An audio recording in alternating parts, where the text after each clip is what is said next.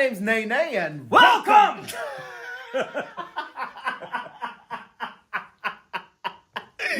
to my YouTube channel. This is Nelson. He is my Babcock in. I'm your Babcock? Yeah. In Aladdin. In Aladdin. And today we're talking about things you learn On the job. on the job. In that right? Yeah. So let's start the video. So what would you say one of the first biggest thing you learn on the job might or is? Theater-wise, I think, especially for a performer, I think it's really hard to learn how to swing or understudy in an educational setting. Ooh! I think that's a really big one. It is so poorly done. I have been to, I've been in two of the biggest drama schools there is in the UK, and one of which is renowned for their dancing, and both of them are, let's say it, disappointing. They're both run a swing project, but it's just not what it is. My first job was as a swing. Statistically, most grads are swings are more likely to be swings as they come out of school, which I don't know why. They want to ruin us before. No, I'm joking. I actually thoroughly enjoyed my experience, but it's just not taught. I learned everything on the job, and I had to ask people. I had to. There are luckily courses and stuff, but you're so right. It's just not taught. Yeah. I had in my tour that I did last year. Well, not I guess 2 years ago because we're in 2024. Both of our swings that we had never swung or understudied before, so they just had to learn how to do it on the job. And so one of our swings was like very. I mean, they were awesome. I'm not going to include their name, but they were amazing because they were like, I've never done this before. And so they made maps. They had different colors for different characters that That's they were. what I did. And honestly, they just, they went very like OCD about it because they're like, I don't know how to do this. And that worked for them. And so some people, I think some people it just comes more natural to, like, it's just like you can kind of plot it in your mind. And some people are like, I need everything written out. I need to know if I'm going after this track, I just pull out this sheet of paper and it says every entrance, every exit, which wing, what my track is when I'm like on the stage for that. What costume, when you're quick changing, where they are, what you're changing into, like. But it's just something you kind of have to do on the job. And it's so funny because my first job, I was a swing, and the first time I went on was before previews. So it was before loads of people. God, that's were terrifying. Sorry, in previews rather, and loads of people were like, we'll talk to you how to do the job properly after we've opened. At the moment, we're just focusing on the cast, and I didn't have. And I remember I had my iPad and my phone on each side of the wings, and one, with all my things. And then at the end of the show, my company manager came up to me and said, I could have printed that for you. And I was like, why are you telling me this now? I was like, I could have used that information 2 hours ago. Literally. And I was there, and like you said, I had all my entrances, all my exits, all my everything. Yeah. But talking about this, and actually, I was just having a quick thing. There's loads of things that actually you just have to learn on the job. Yeah. One of which is tax. Tax, yeah. That's rarely spoken about, and it's so important. Yeah. I don't know you why. You could go to jail. Literally.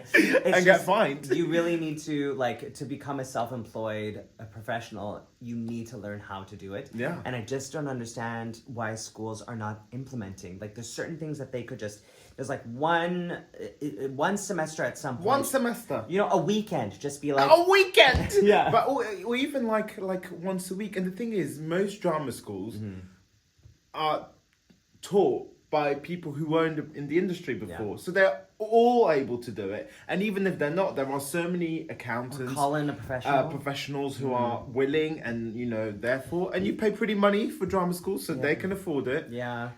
That's a good one. I think another one, a lesson that I learned on a show once. Tell me. Is at least one thing that's drilled into me is do not touch other people's props. Oh yeah. And the reason why you don't touch other people's props is because you can break it, you can pick it up and put it down somewhere else, and where that prop needs to be is or not even pick it up and put it somewhere else, put it exactly where it needed to be, but the wrong way round. Yeah. Or and that can have a really big a huge domino effect of things. And one thing that I learned specifically, like one thing someone taught me, which I learned on a show, is once you've picked up a prop, if you walk on stage with it, do not put it down until like until you are on stage and you put it down on stage. And I know that sounds really weird, but one time I picked up a prop and I was backstage and I wanted to take a sip of water. So I put my prop down and took a sip of water, and then I walked away from it. And then I went to the place to go get it and it wasn't there. And I was like, oh no, I got it. Where did I put it? And I didn't realize that it was like literally just right by my water bottle, and it was a coin. It wasn't the show. This show has it does have a coin in it, and it's had its coin problem. Oh, so. has it not? Has it ever? But it was like a coin, and so it was really small, and so I literally just did not. And I found it. I found it after I needed it, which was really sad. But like one thing I just realized is if you pick something up, do not put it down. Just hold it until you walk onto stage with it. And the thing that's quite funny with props is that no matter how insignificant you think they may be, something that people often forget when they see musical theatre, you see the proscenium and you see everything looking so smooth, but backstage and all around, there's so many things, even as an actor, that you're thinking of. So even if the prop is literally a line or just a visual cue, if that doesn't happen and it messes you up, you then forget your next line, or you forget to pick something else up because you were too worried. Like, it sets up, it can be the smallest thing may be catastrophic. So yeah. Something else that you learn on the job is, I feel like, is the hierarchy and who does what, and like the difference between the stage manager and a company manager and a head of stage and lighting and all these terms or that you automation and flies and all these terms that you don't really there's jargon, this theatrical jargon that you don't really use until you're at the theatre. All these things that you're meant, or even like you can whistle, like do you know about the whistling? Don't whistle backstage. Yeah. Because whistling used to be a way for them to call to the fly guys to bring set pieces and now it's down. bad luck. And now it's bad luck, which I think, no shade, is bullshit. No, of course, but or like saying the play in a theatre. The play. We're in a theatre, so we can't say. Or saying another character's name 3 times in a row is bad luck. I never heard that before. Oh yeah. Or like turning Kasim. Hassim. Any others? If not, I've got one. I think another really interesting one is you have your on-stage plot or your on-stage track, but there's also a track that you have backstage. So for example, during busy numbers and things, you do learn where you're gonna stand at certain moments backstage before you like go onto the stage. And that I feel like is just not talked about. Like, when if there's heavy traffic backstage, sometimes you just can't be in the wings, or you can stand in this one specific position and you're safe here while things are being dragged on and off. And actually, both as a swing and as a cover, was the hardest thing ever. Yeah. Because I remember when I was first on in my previous, I know what he does on stage so well. Yeah. So I was not worried about it. Yeah. And then I remember I did the show watch, luckily the day before, for that specific, shadowing. I shadowed him. For that specific, I was like, oh, I'm covering loads, I'm going to pick him the day before, luckily. And shadowing him, I was like, oh my God. Like, it's actually, I would argue, well, it depends on the show, but that to me was 60% of the show. Yeah. What happened on stage was like 40, even less percent of the show and all the things. And then in this show as well, I was so worried because I went on this genie and everything, and luckily in this show, the genie is always accompanied by his dresser. Yeah, so always they're usually there to and they be know. like, and... But literally, if it weren't for the dresser, I would have gone in the wrong place. I would have been hit by who knows what. Because it is a whole commodity on its own. And it is tough. Because usually when you're on stage, you have like audio cues, like for example, dialogue. You say what line here, and we've lost our light. There we go. So usually when we're on stage, we usually have our audio cues. Don't steal my shit. But you have like, for example, you have dialogue cues where like on this line, I know I walk to there or whatever. Or in a musical, you have musical cues, like you walk down stage on this thing. But when you're backstage, like sometimes that's quite impaired, because sometimes, well, one thing is most of the people aren't listening to the show when they're backstage. I mean, some people do, but it's like, it's not a thing you learn as an understudy. It's not like you're like, when you're sitting there learning your track, you're like, you see your person sitting off to the side and you're like, okay, great, this is a moment I don't need to think about.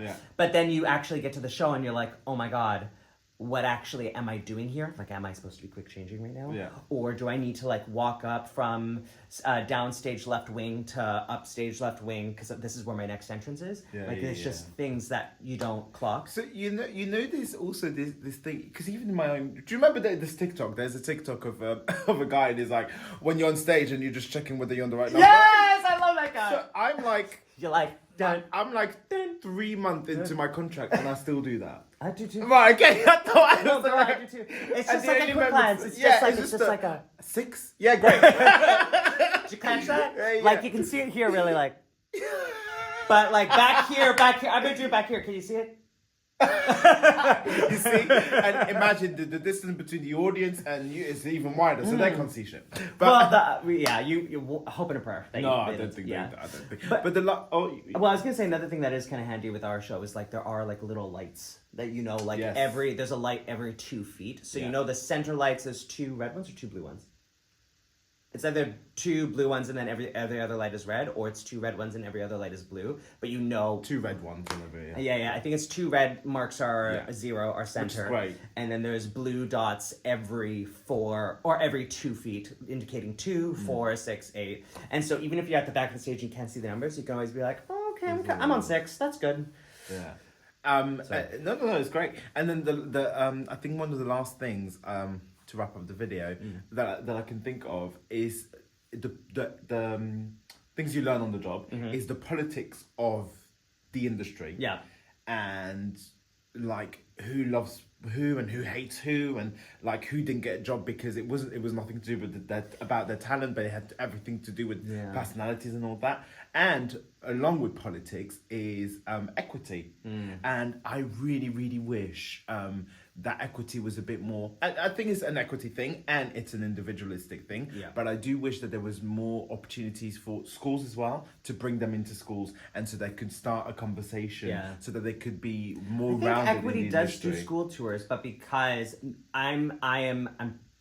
I think this is the case. Don't quote me, but I think that because they're rather, they have a rather shoestring budget and only a certain amount of employees there, they And a lot can't of make it. volunteers as well. And they don't have enough people to actually go to every theater school and be like, hey, we're equity. This is what we do. This is our benefits. This is why you should join. But nowadays, we've got Zoom, we've got there's so many resources, and like, as I said, it's not purely based on equity because that's that's not what a union does solely, obviously. But I do wish that there was, and I do also believe that the colleges are part to blame, just like tax. They should be that middleman and saying, I'm sending my students into the industry. Yeah. Here are the things you need so that you're best equipped to remain in this industry for the longest time. And to me, that includes a full knowledge on tax. Yeah. That includes a well-roundedness on not just your discipline, what you do, but also on equity on such matters. So.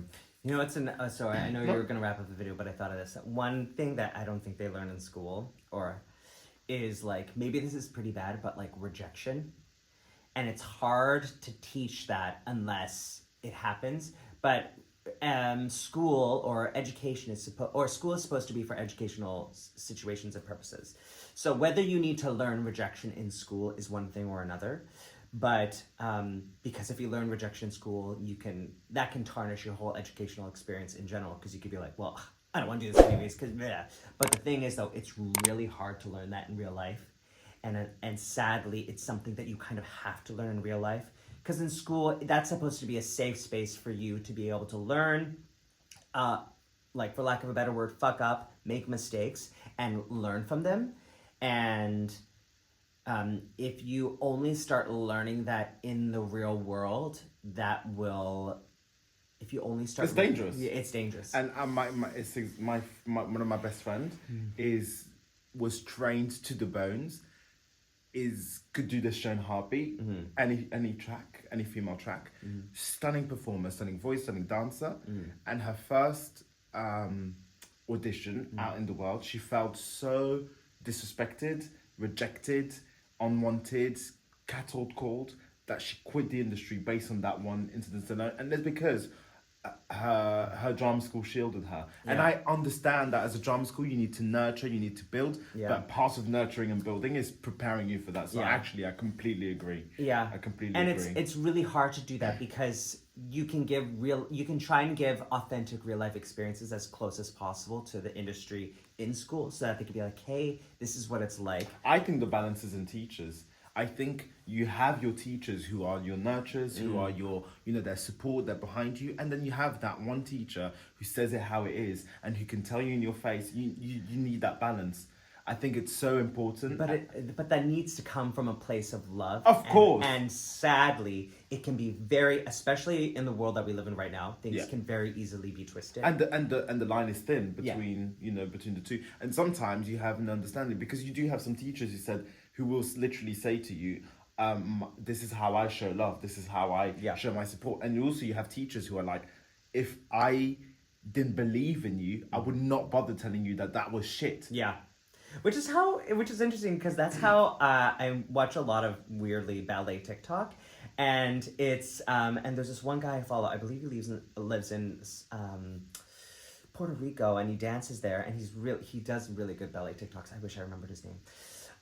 Anyways, and one of the things he said is the worst thing that can happen in a ballet class is when a teacher ignores you. Because when they ignore you, it means that they basically They're indifferent about you. They're indifferent about you. You don't and when a teacher is like really giving you corrections and is really hard on you, that's when you know that a teacher really cares about you, because they want you to improve. But equally, because I've mentioned this in the video, not everyone's like this. Yeah. Some teachers absolutely see the value in just giving out positive reinforcement and don't see the value in critique, because they want to build up. And I do think that it is a mixture of all these different teaching styles that will build a better world. Also, actually, that's another video. I'm gonna end it there. Thanks for joining us. I hope you guys enjoyed. Don't make this too long. Guys, as usual, like, comment, subscribe, do the whole thing. We love you loads from Agrabah over here. Agrabah. And we'll see you in another video. Bye! Bye!